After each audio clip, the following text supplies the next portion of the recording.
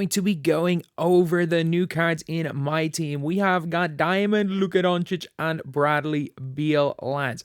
These are two absolutely these are two absolutely god tier cards in other years of 2K. We have former Ray Allen base Mr. Bradley Beal himself. We've got Luka Doncic, who's obviously was the most broken card in NBA 2K22.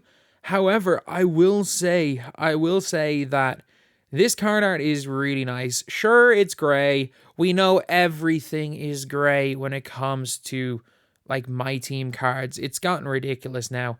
Like I'm all for the card art. I think it's cool, but why does it always have to be gray? But I do think that this is by far the best looking card art we have had. Calling it unstoppable.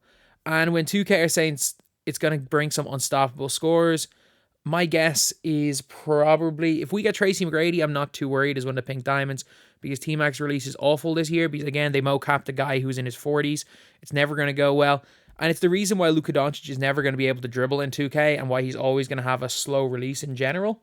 Like even though last year obviously his release was like uncontestable, it was still pretty slow. The reason is that Luka Doncic was clearly taking the piss when he was getting mo-capped. He wasn't trying. The guy was jogging and doing everything at 25% speed.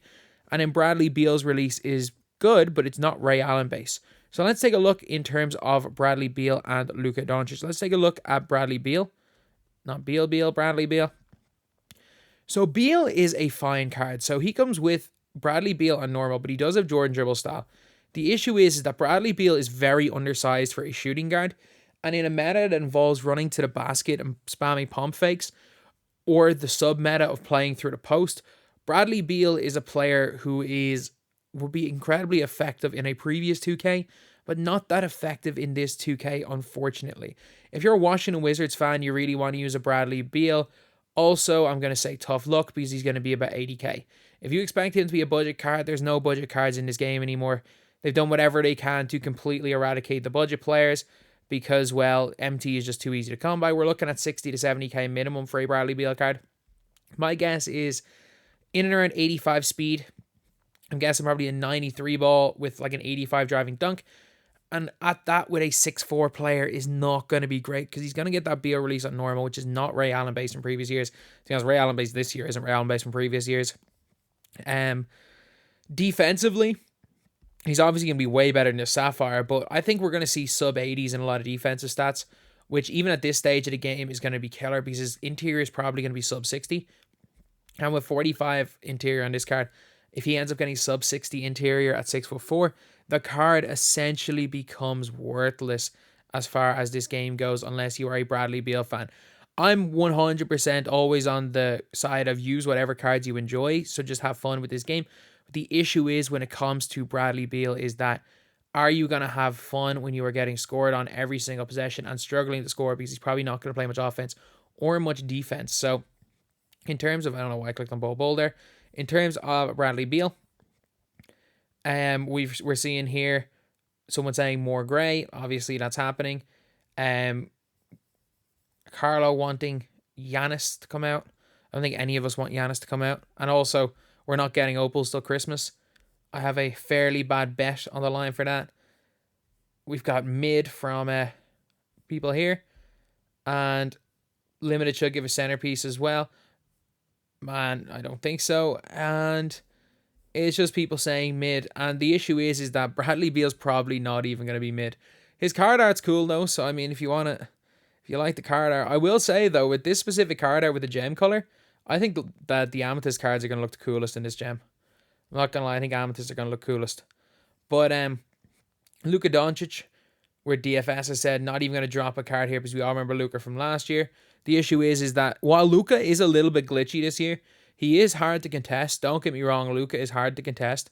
The problem is that like you can't green. It's a lot harder to green through 20% contest this year. The issue with Luka was that most of the time you would get him with a heavy contest and he would green through a 20%. This year it's a lot harder to green through those lightlies. I've played against a lot of Lukas, especially early on in the year. He's not going to be awful. The problem is he's going to be about 200k. And he's definitely not going to be worth it. Like, if we look at the diamonds from previous weeks, like, Luka Doncic is not going to be as good as Melo. I mean, last week I don't think we really got. I will say, last week I wasn't too hyped on the diamonds that we got, because like last week really was the KG set. And where is it? Navigation updates. Like last week was definitely the KD set. Like I didn't really like Kyrie. J.R. Smith was fine, and then whoever the 3 card is. I mean, it is kind of hard to hype up cards nowadays with their current format. Let's take a look at what Luka Doncic is. Luka, in terms of his, like, he's going to be worse than his 90. He's probably going to be slightly better than his 95 card. As far as stats go, he's small forward shooting guard. The only thing that could be a saving grace for Luka Doncic is if the Hookah go and give him like this absolutely god tier post game, which he probably should get if we're being honest. But 80 post moves, low post hook, you gotta be seeing like 85, 85, 85 for this card really to have a use, because his defense is gonna look something like this. He's gonna be a absolute garbage defender. He's gonna get things like goal bully, some good post badges.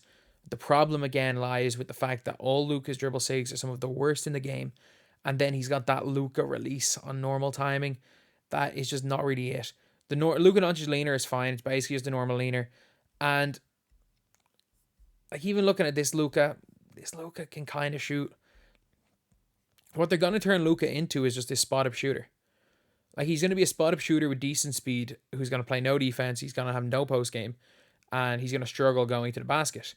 And that's an issue with the meta of this game, especially if you're gonna have to pay the hype tax on Luka Doncic. Like Luka Doncic, even though realistically in game wise he shouldn't be more than 50k, you're looking at probably about 150, 200.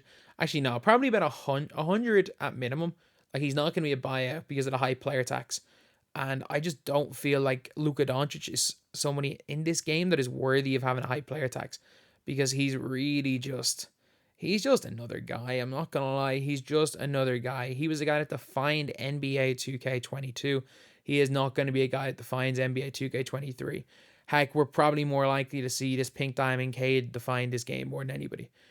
The only player I can think of that's really completely defined this game are like Worthy and Rose, these trophy case cards, but I don't see them having the longevity of a Luka from last year.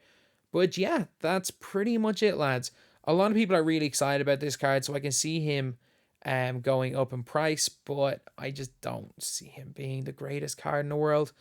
And if you're getting excited about either him or Bradley Beal, I mean, yeah, Luka's going to be the better card, but it's not like either of them are going to be anything special in this game. So anyway, lads, that is the video. Let me know if you guys are going to be picking up a Luka or a Bradley Beal, or both, or neither. I'm guessing Beal probably around 75, 80k. I'm guessing Luka probably around 150-ish k. So you're probably paying about 200-ish k, 220, 230 for both of these. I'd say I'm probably at quite confident that that's what both of these are going to cost tomorrow, especially with 250k. If you want to buy Luka, it might go even more, because again, everyone's getting their third, fourth, fifth centerpiece cards, so no one's really going to care too much about a diamond, so we're not going to see a lot of packs open tomorrow. So anyway, that's the video. Thank you guys for watching. Please like, comment, and subscribe.